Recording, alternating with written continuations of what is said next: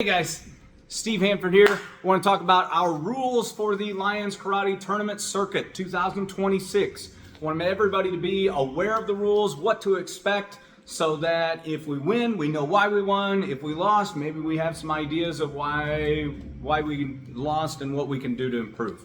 So I want to talk about forms and weapons first, because we start with forms, then we go to weapons. What are the judges looking for? So the judges are looking for, I always say proper stances, but what's a proper stance? My instructor always taught front stance. If I can get way back here, all toes facing the front, all toes facing the front. But some instructors teach where that back foot's off to the side a little bit. That back foot's off to the side. So for some of the things my students do, they'll be all toes facing the front, all toes facing the front, all toes facing the front, and they go, hey, and their back foot will drag. I'm sure my students that are listening to this are like, oh yeah, I remember that. But hopefully your instructor has pointed that out if you're doing that as well, if you're supposed to have all toes facing the front. How about back stances? Our back stances, we line up kind of like an L, but space it out, of course. Other schools have it off to the side. So rather than a straight line, they'll have it over to the side. They're looking for consistency. If your front toe should be facing the front, but it's over that way on 2 of them, but forward on 5 of them, well, then that's inconsistent. Because your judges do not know all of your forms. And also, forms can be slightly modified from school to school and from style to style. If they do run what they call the same form, the judges aren't basing their scores on what they think your form should look like. Example, if my student comes up and I happen to be judging and they say they're running Palge Samjang and they do front stances where it's supposed to be back stances, but they did it well, they did it consistent, I can't take off and say you did the form wrong, because as a judge, I am judging based on what I see, not what I think it should look like. Or if I go to another tournament and a student comes up and says, I'm going to run Palge Chiljang, and they come up and they do some terrible version of Palge Yukjang, I'm like, well, one, you said the wrong form and you did the wrong form. Like, you didn't even mix and match. It's not based on what they tell me. The name of your form really doesn't matter. It's part of the presentation. We can get into why that's a benefit when it comes to job interviews, dating, and just being a little more professional. It's really good. Presentations are really good for that. But the name of your form doesn't have any influence on how I score what you do. So proper stances means consistent stances. How about hand positioning? We teach our students backing on the belt. You will see some of our students go like this when they get tired in their form, and you'll see some of them go here or not pull it back. Other schools teach high and tight. If you're supposed to have it high and tight, and it's high and tight for 15 techniques, but then it drops down because you're being lazy with this, then the judges are going to see that. Or maybe it doesn't get all the way and you do something here, or you punch and it doesn't come back all the way. Maybe you do a double punch, but on the other side you did a double punch all the way back. It should come all the way back when it's supposed to come all the way back, and the judges are going to see if one side isn't the same as the other. We talk about proper hand positioning on techniques. High punch doesn't go way up here, it goes right in front of your nose. Center punch doesn't go right here in front of your shoulder, it goes to the solar plexus. Techniques should be in the right area. So that's kind of it for forms and weapons when it comes to technique-wise. Then there's your focus, your concentration, and your ring presence. If you're watching mom over there and smiling, how am I doing, mom? Then that's not quite great for a tournament performance, tournament form. They're looking, are you serious? Are you looking to where you're going? Are you focused? You're gonna actually take out that opponent. If you were in a real fight, does it look like you could defend yourself? And that's what the judges are going to be looking for: ring presence, focus, concentration.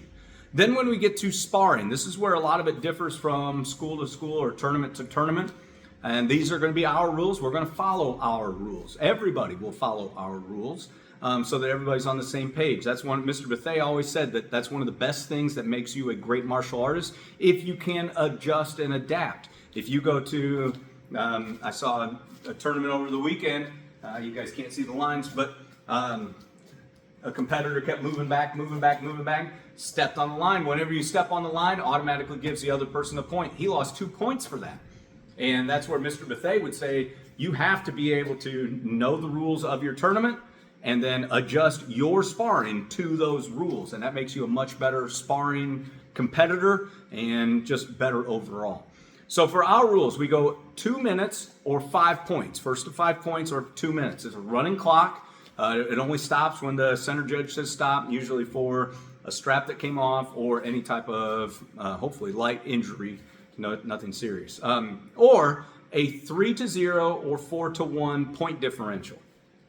We do that for a couple reasons. We call that the mercy rule. Nobody wants to lose 0-5. And when you're losing 0-3, your odds of coming back are very slim. Now in the black belt division, I'd say that we can adjust a little more. All right, I'm losing 0-3. I need to change my game plan. And then, so for black belts, we do go to 5 no matter what. But in the colored belts, if it's 3-0 or 4-1, the match is over. 3-point differential. Target areas, groin to the head, but no face for colored belts and junior black belts. Light contact to the face when you get to the adult black belt divisions, but no face contact for colored belt divisions. You can kick to the groin. You could punch to the groin too. That is a target. The ribs, the belly, even the kidneys right here, but not the back or spine. Nothing to the shoulder blades. The side of the head, back of the head, top of the head, and the front part that's covered with the helmet is a point. If you hit the face shield and it would have hit their face, that is one warning and then point to the other person. Some people have these big face shields that come all the way back to their ear. If you hit somebody that would be on the side of the helmet, but their face shield goes back, you hit a target area. So just because you might be going against somebody with the world's largest face shield, that doesn't mean their whole face shield is part of their face. Their face is just that area there. We use the 3-foot in rule. With our mats, a lot of people don't go off of the mat, but if you have 1 foot in, 3 foot in, so if I'm out here, if I've got 1 foot in, I can score on you, you can score on me, I can throw my kick, but once I raise this leg, I have no body part, no foot in the ring. You have to have 3 foot in, so that's 2 from your opponent and 1 from you. You have to have 3 foot in. Warning, and then back to center, and next time point to the next person or to the other person. If you're running out, you could get a point automatically. Trying to avoid the point, then point just automatically to the other person. You can grab with the intent to score. Somebody keeps blocking your back fist, keeps blocking it, reach out, grab their arm, boom, and then hit them, or grab and punch. You can grab a kick as well, but do not trap a roundhouse kick and trap it right against your body. That is a legal technique to a legal target area. They used control, where out in the street, they would have tried to kick a hole in your ribs, and you trapping them like that wouldn't have done anything, so you would have just had your ribs broke. So you're showing all your judges, hey, they get a point. You want to trap from underneath, trap it here, so that kick does not touch your body, so then you can follow it up with a punch or some type of groin kick, I suggest. You can sweep boot to boot.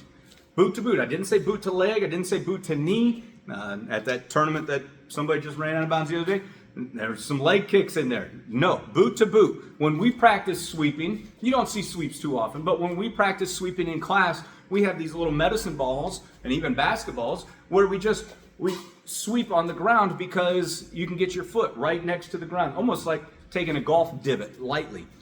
You want to take that boot to boot. You do not get a point if they fall down. If they fall down, that goes into our next step for if somebody falls down, whether they throw too high of a kick and they fall down, or you sweep them and they fall down. You have to follow it up with a technique. Your technique will get the point, not the sweep. But when you go down, the person down can score up, the person up can score down. If I go down to hit somebody and they, boom, slam a kick right into my ribs, well, they're going to get a point. You want to make sure to move around so you don't get hit on the way. You can kick or punch, and they can kick or punch up as well. We like to use control. Please no head rocking. That means you're hitting way too hard. There's another tournament circuit that allows face contact, and those students just get boom, boom, bam, and get rocked right in the face. And Is it a good point? Oh man, that reminds us of the older days when you could hit harder, but we're looking for control at tournaments. This is not a street fight. And if you want to fight harder, there are tournaments that allow harder contact sparring. And we can connect you with those instructors that hold those tournaments. But what we're doing is controlled techniques. So I like to say that if I can hit you light, then if I really needed to, I could hit you harder. So we're using controlled techniques. One of the main things at our tournaments that I like to try to insist on is no coaching. No coaching. I don't want to know what the 8th degree 50-year-old black belt is telling the 7-year-old. I don't want to see what that 7-year-old does when he's being coached. I want to see what that 7-year-old knows already. I want to know if that 7-year-old gets hit in the head twice, hey, is that 7-year-old going to maybe block it this next time? Or no, that other person just bonks him on the head again, back fist, nice and easy, 3-0, match is over. If you see something that they need to work on, that's what you're going to work on between now and the next tournament. But if you see somebody that, hey, back fist reverse punch, guess what? You should have been working on that already. They should already know that. And if they don't, then you work on it. Yes, when I'm watching kids spar, oh man, back fist reverse punch all day long. I could get in there and mop the floor with those 7-year-old beginners. And so could most of the other black belt, maybe some, not others. But what I'm saying is I want to see what our students know or what your students know, and then you work on it for the next time. So I hope that covered all the rules. If you have any questions, please send me an email, give me a call, shoot me a text message. Email steve@lionskarate.com or call or text 574-527-5765. I'd be happy to answer any questions so that everybody's a little more familiar with the rules and everything goes nice and smooth. Thank you so much for watching, and I look forward to seeing you soon.